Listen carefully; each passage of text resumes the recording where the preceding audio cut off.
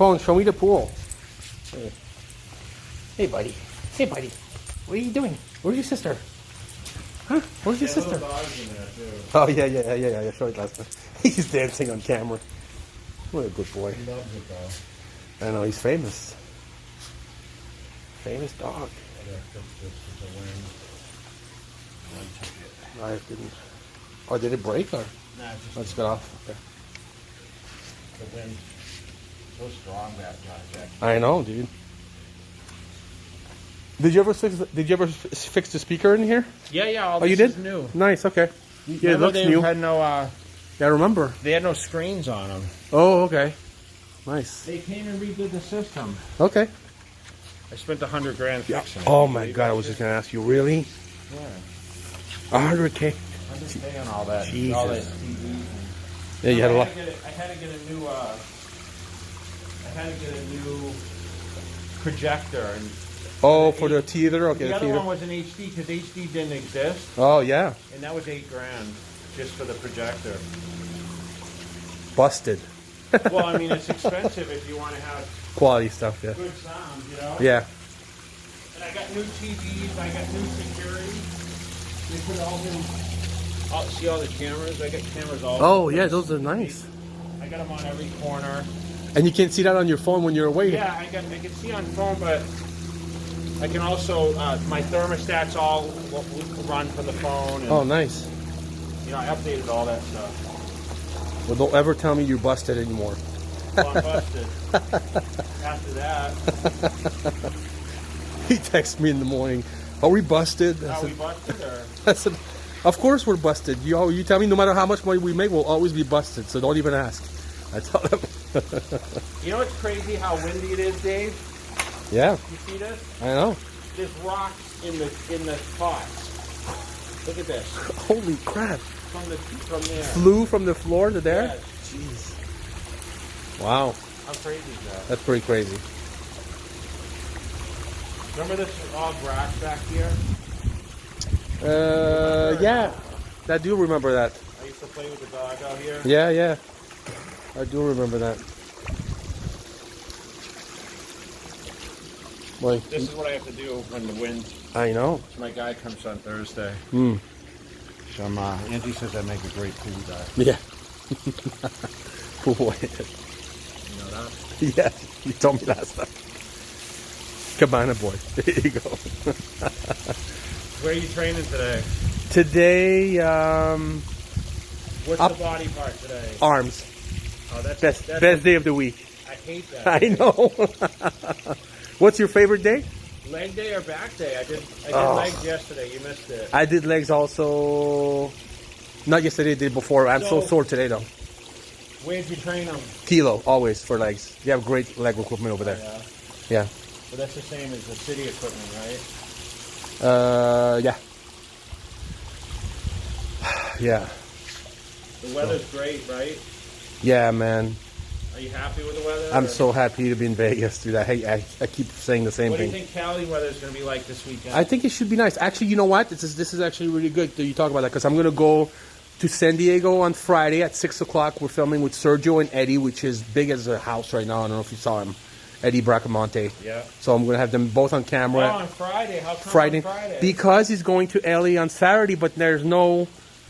There's not. I mean, we're talking about Goals because Goals is reopened, but Sergio won't go with the mask thing, which I understand. Really? So he says until they don't enforce it, I'm not going. Otherwise, we'll film there. But he's not going to train or anything, right? No. He's. I don't know why he's going to LA. He didn't tell me. He says I'll be in LA also this weekend. But I wanted to catch Eddie also because he looks so big right now, and I think it'd be great to have them both together on the camera. I'm curious to know what show Eddie's doing. Yeah, he might be doing something, or I don't know. He just. What if he's going to do any of the earlier shows? I will get that on camera for sure. But I think that'll be the first time I actually get them both on camera to train. So I'm going to leave Vegas on Friday, go straight to San Diego. I'm going to film at 6. And then I'll be in LA until Sunday, and then I'm coming back home. Yeah. Are you excited or not? Yeah. Really? No, I'm very excited. I haven't filmed with Sergio in a long time, since the Arnold. Since before the Arnold, when we did that series with him. So, but yeah. I'll be texting you to find out what he looks like. Oh, yeah. He still has a workout with me too, by the way. I know. We have a whole list. He's on my list. He's on your list. To be honest, yeah. he's number 1 on my list right now. Yeah? Yeah, so I'll make sure he Sergio- sees it, yeah. Look, I know. What a life. come here. What a life he's got. Come here. You okay? Oh, you want some in old time. All right, champ. All right, we'll do some walking. Yes, all right. So you think it's a little colder at my house than your house? I know. I left my house this morning. I went You to need to show people what you're wearing here. Crocs. You used to wear Crocs all the time. Sponsored by Crocs. I know, dude. You started that trend again. So if my guy's still watching this that owns Crocs, Send me some Crocs. Dave still wears the Crocs. I got them for Christmas by my kids. They have some American flags on it. Did you see that? Yeah, I saw that. Yeah. Okay, come on. Come on. I put him in the house. Come on. Hi, buddy. Come on. A little cold for him out here. I know. I just got it on camera. By popular demand, jaywalking, people have been asking. You see that? Yes. Actually, I haven't seen it. What are they saying? When's the next jaywalking? People are telling me what to do. They're like, okay, we want to see this, we want to see that. Tell G to do this, tell G to do that. I've been responding to people. So listen, nobody tells G to do anything. That's just not. I just hold the camera and he talks about, because they're telling me, oh, tell G to talk about this and that. I said, no, I don't think so. Sometimes it's whatever the day brings, man. You know? That's what I said. I said it depends what he feels like talking about that day. It's never rehearsed. It's whatever's on your mind. Yeah, that's what I said. So. Yeah.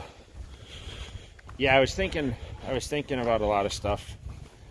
You know, when we mentioned about doing jaywalking. And by the way, guys, we've been trying to do this for like 5 days. I know it's been cold and windy. It's been too windy. Yeah. We had crazy. I mean, the winds were like 50 miles an hour that one day. Even today a little bit.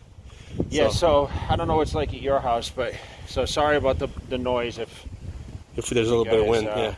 But anyway, you know, I was reminiscing a little bit the last couple of days because I was talking to someone in the gym yesterday about, you know, contests, and they're asking me when the Olympia was going to be, where it was going to be. Mm-hmm. And I was thinking back, and, you know, every year I kind of talk about, you know, contest season as we come into the new season. I normally have been competing at the Arnold this time of year, or, you know, starting full-on preparation for the Olympia in September, which is going to be in October this year. But oh yeah, yeah. Okay. So, you know, the reason I retired, you know, there's a lot of different scenarios where people think, you know, was it just because you couldn't be better, or, you know, were you scared of, you know, Phil obviously came up to beat me. But I think, you know, like you were around for a lot of those days, you know, it just, you know, times change, and, you know, I never expected to compete as long as I did, right? I always said that. You know, I remember stating in a magazine, you know, I'd be retired by 30 and focus on, you know, the real estate or whatever I was working on at the time.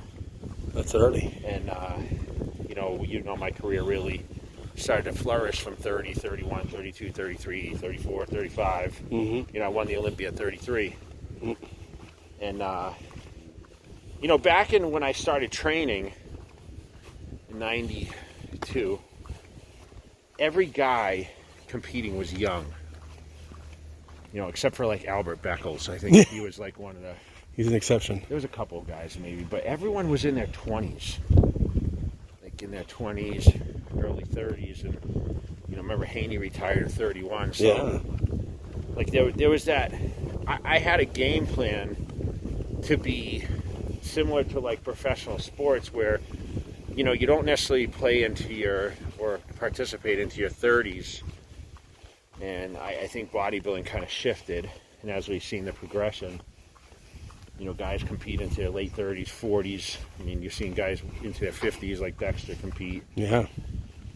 And he's not the only one. I mean, there's a lot of guys in their 40s right now that are still competitive and still have vision of being better, right? Well, Roden won the Olympia past 40. Yeah, 40. I think it was 43. Yeah. So, the truth is, I retired pretty much because I lost the enthusiasm. I lost the enthusiasm to wake up every day with that one mindset to be the best on a bodybuilding stage. And I think even prior to losing the title, the second time, because I did lose it in 08, I feel that, as much as I love the training and I love the ambassadorship of traveling and going to the events, I wasn't as exciting about competing. I said I never truly had a love for competing. And I think I found that, doing things in bodybuilding were more exciting to me than actually getting on stage or prepping for a contest. I mean, don't get me wrong, I love the training, but I think I love the off season, like in the traveling and, just being in front of everyone and motivating people. I think that's really what my calling was, and that's why I've continued to do that. And I was really scared. I mean, at 30, I remember sitting there being like, man, I can't believe I'm 30. And then, hitting 40, I kind of took that in stride. I was like, man, 40 is so much better than 30. I can honestly say, like, between 40 and 47 now, like, have been the best years ever. And that would probably surprise a lot of people because, they figure, when I made it to the top, I was winning all those shows. Like, what's the pinnacle of someone's life, right? Mm-hmm. And I haven't won championships into my 40s. Obviously I've been successful in other areas of my life, and successful in a lot of ways. People view it different, whether they think it's achieving certain goals or, being a family person, or, some people look at financial, but, like I always mention, financial is something that I don't really put a lot of value on as much these days. Mm-hmm. Because I'm comfortable, right? I think, that's the key to life, is kind of be comfortable, although there's a lot of things I still want to do. But, I'm not done yet, right? Right. So, that's really, I think, when you lose the passion on something you do, and that doesn't mean, I quit bodybuilding, because as you know, I train more than ever now. And I just don't feel like getting on stages. I have a lot of respect for those guys that continue to wake up, man, and have that passion. I always mention the full-time bodybuilding thing. Yeah. And, it requires a lot, man. A lot. But let me ask you something. As you're talking about that, it just pops in my head. Do you feel like becoming so financially successful hindered your passion that took over bodybuilding and competing, maybe? Like, you kind of flipped in a way. Yeah, I mean, definitely, I think no matter what you say, things become more relevant in your life, and you say, okay, the risk versus the reward, or, Mm-hmm. You're spending all this money to train for a contest that necessarily doesn't pay that much, and you're spending all the money throughout the year to basically use up your prize money, and the endorsements kind of, worked around your success. But the truth is today it's all shifted where no one's running and beating down anyone's door offering them paychecks necessarily. Mm-hmm. Like it was before. It was kind of automatic. Like, you had endorsements if you were a great bodybuilder. Mm-hmm. Like, you knew it was coming. Where today, I think a lot of people have to kind of recognize their own branding in order to be successful. Yeah. But there's a lot of things I look at, Dave, and we talk about this all the time, is, the camaraderie in bodybuilding. And when all those guys used to, be in the magazines and we'd read the books, it just seemed like it was like a family. Yeah. Where I don't feel it's, we have guys scattered all over the world now that are professionals and top professionals. And it seemed like those magazines brought everyone together. And, we had, it's like a Haney and Gaspari, and then you have like Gary Stridham. You have all these people that were Benute and all these guys, training at Gold's. Training at Gold's. Barry DeMay came over. He trained there, and You know, we talked about Francis Benfato and all these guys like Yeah. They'd come from all over the world. Yeah, from all over the world. And maybe it's just, you know, the past year. I mean, it's been a year since really the pandemic started. Yeah. So we don't see as much of that come together because everyone's so busy building their own brand and obviously own their own social media or own control of what the content they put out. Yeah. There's nothing really bringing them together, and that's what we miss. I wish today's society could see what they really miss, because they don't even know, because they just, you know, magazines are just obsolete. They don't know any better, yeah. Unless they're digging through their dad's old garage or whatever. Yeah. And I think about the column that you used to write, you know, for Flex or whatever, and, you know, it would be like that Muscle Beach column, and you'd have all the people stopping by the store. And, that's great. I mean, think about a typical day at Max Muscle. I love that store because of that. You never knew who was going to pop in. So, yeah. You showed up at work at what, 9? So the store opened at 10. I would go to the gym early in the morning, do my cardio. Train with Bob. So I actually had the luxury of having an employee at the time. So basically I would open the store, we'd train around 12, go eat lunch at the firehouse every day.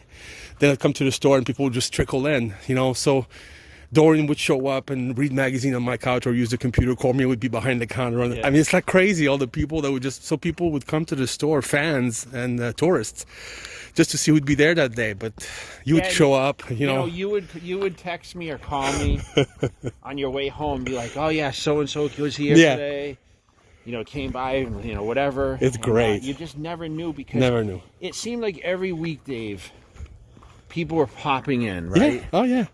It was definitely a landmark. People make a point of coming to come and chill and hang out, and it was great. And that's what motivated me, bro. Like, I would get those calls and be like, oh, so-and-so's in town, how they look, and, you know, is it, you know, if it's one of my competitors or whatever. Yeah. You'd get the skinny. You'd say, you'd call me and say, what's the scuttlebutt today? Yeah. I'd say, hey, so what happened? What was going on over there? And, you know, so those, you know, I was excited about it, and I think now, like, I know kind of a little bit that goes on, but, you know, I mean, people, this podcast or whatever. Yeah. But other than that, like, there's no real spread of news. Yeah, I get it. Other than what people post on social media. And, you know, half the time there's not a lot of truth to everything that's made up, right? It's made up, So it's kind of...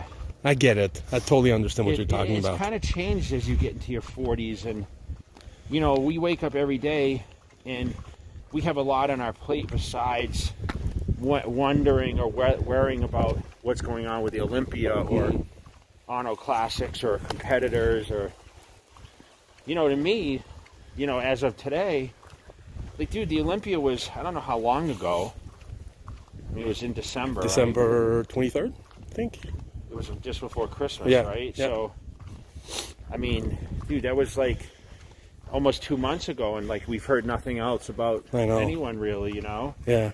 Because normally you'd have to hear enough, because the Arnold would be in March. Plus the Ironman before, remember? Yeah. Early in the year. That was the first show. Yeah. So it's kind of, you know, things have changed quite a bit.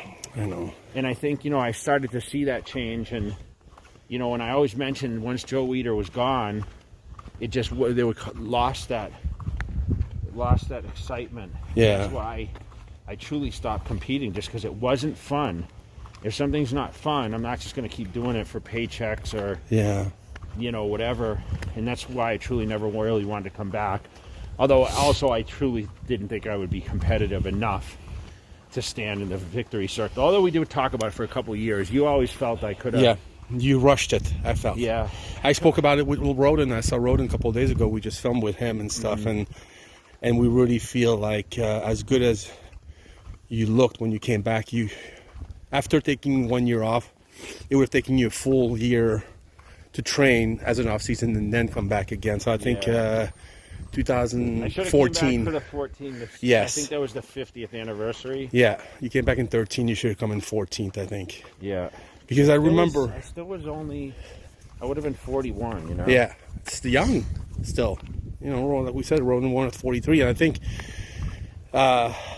You know, I remember when we did that comeback and that, you know, 24, you know, all access, whatever we did on MD. at the end, you were like, oh man, I'm feeling like it's clicking now. It's clicking, but it was like the It show was was there. the end, So yeah, but you know, to give Roden credit, like he had a lot of time down. You know, he quit bodybuilding for 10 years or whatever. I know he has a big break. Yeah, it's like Victor Martinez, right? He looks phenomenal too. Crazy. He, you know, he had some time away from training and all that. So I think if you give your body that rest, Yes. it really helps a lot. You know. Yeah. But that's you know, we always seem to go back to old school because I think a lot of our people that follow the channel definitely relate to, you know, the older generation too. Yeah. Which I think is important because so most of those guys remember that. We all had our favorites, right? Yeah. Speaking of favorites, I want to talk about something today. I didn't know what you were going to talk about today, so this will tie in well. I don't know, you know, I see you all the time, and I've been around you for so long. I kind of just see you as my friend and as Jay. I don't see you as Jay Cutler, DJ Cutler, which is kind of cool. But a lot of time I'm speaking to a lot of people, because I film with all kinds of other people, obviously, on the channel. And so many people, I don't know if you know this or not, but so many people, and I'm talking about like champions, like great people who have been really successful. One of their big bucket list item is to train with you. I don't know if you even know, because I don't think they even tell you or ask you. And two people this week I spoke to, and they said, oh my God, one of my biggest goal in life or bucket list is to train with Jay. Are you aware of that? No. No? And I hate to put you on the spot. Well, that's how you... That's how you feel, but you know what? People just, and I just take it for granted. And they're telling me that, I'm like, really? Because I've trained with you so many times, and I sort of take it for granted now, because we're just friends, and we train. I could train with you any day of the week, I guess. I just have to show up when you tell me to go. But those people, that's what they want to do, and I'm just like, so I kind of remind myself, fuck, man, you're lucky to be in those shoes, and I just want you to be aware of that. People, you know, they just like, that's like a big achievement for them. Like, oh, and they're good people, like people who have won tons of contests. I'm not going to name any names because I don't know if they want me to tell. But yeah, so you should know that. Yeah, and listen, I mean, I think, I don't know, my training was pretty intense in the day. And when we talk about intense, like short rest periods, you know, just a lot of volume. A lot of volume. I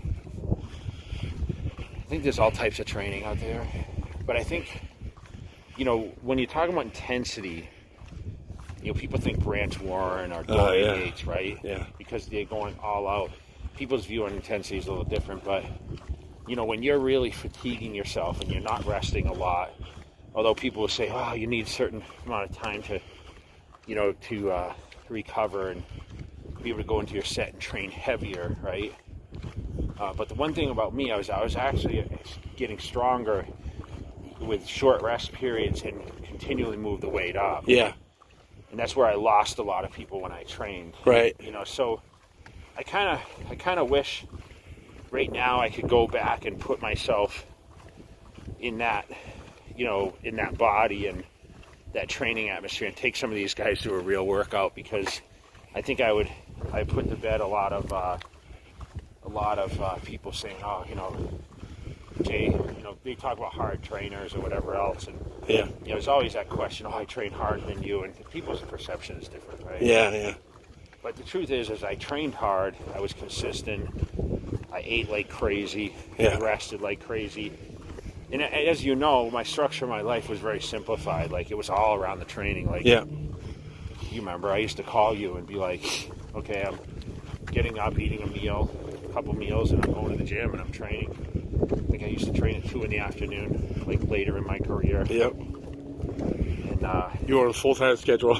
Yeah, and to be honest, I got sick of, I used to call you and say, Vegas is just dead, you know? Yeah? Not anymore. There's not much happening here, like, in the gyms. I mean, when I would train, there'd be 3 people in the gym.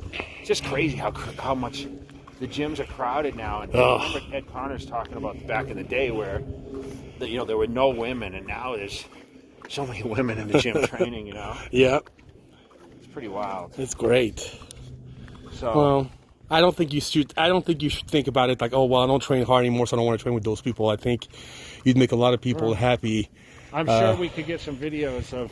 I hope. I mean, I tell them, oh, you should just ask, but they don't even want to ask you. They're like, it's just, you know, so matching the schedules. You yeah, know? yeah, I know. I mean, it's easier when we're on the road at expos, and Yeah, you know, I think I trained with Guy around one time or yeah. whatever, but I think we need to make more of an effort this year with that on the channel, just because, first of all, I think it'd be great footage for the fans. Yeah. But you would make the day of, you know, a lot of really good people still competitive today in the industry, because you're a legend. They see you as, oh my God, you know, that's how they see you. yeah. So I'm sure you don't see yourself that way, because that's just not the type you are. Well, let me know what you guys think. Let me know who I need to train with. There you go. Let's get our top 5 people that I need to shoot a video with, and I'll make it happen. There you go. There you go. Be awesome. So your feedback would be appreciated, guys. Yeah. So for another jaywalking, you Subscribes, please. Yeah, Yeah. make sure you guys click it. If Dave knew how to do one of those fancy pop-ups, I know. I'm so technical challenged. Make sure you guys keep following along. All right, cool.